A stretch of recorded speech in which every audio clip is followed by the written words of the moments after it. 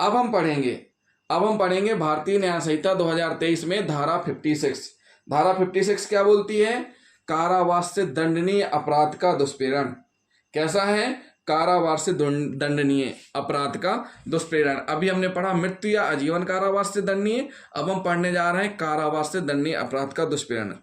जो कोई कारावास से दंडनीय अपराध का दुष्प्रेरण करेगा, यदि वह अपराध उस दुष्प्रेरण के परिणाम स्वरूप न किया जाए और ऐसे दुष्प्रेरण के दंड के लिए कोई अभिव्यक्त उपबंध इस संहिता में नहीं किया गया, तो वह उस अपराध के लिए उपबंधित किसी भांति की कारावास से ऐसी अवधि के लिए जो अपराध के लिए उपबंधित दीर्घ अवधि के 1/4 भाग तक ही हो सकेगा, या ऐसे जुर्माने से जो उस अपराध से उपबंधित है दोनों से दंडित किया जाएगा। सीधी सी बात है, यह जो धारा है ये दो शर्तों पर लागू होती है। पहली शर्त है दुष्प्रेरित अपराध कारित नहीं होता, दूसरी शर्त यह है कि ऐसे दुष्प्रेरण को दंडित करने के लिए दंड संहिता द्वारा अव्यक्त उपबंध नहीं किया गया है।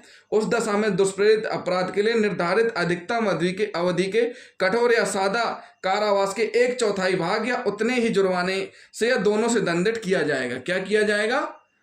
दीर्घम अवधि है जो उसकी 1/4 या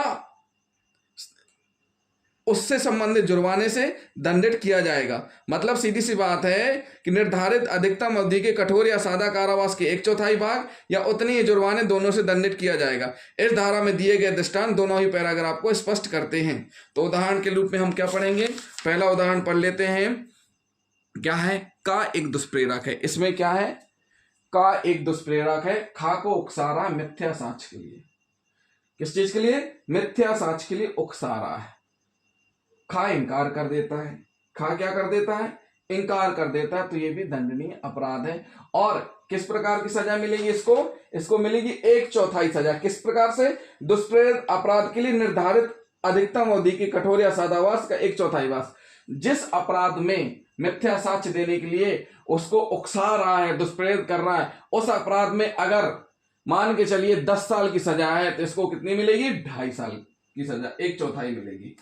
क्लियर हुआ साथियों? दूसरी कंडीशन, दूसरा उदाहरण क्या बोल रहा है? का एक पुलिस ऑफिसर है। का एक पुलिस ऑफिसर है जिसका कर्तव्य लूट को निवारित करना है, लूट किए जाने का दुष्प्रेरण करता है।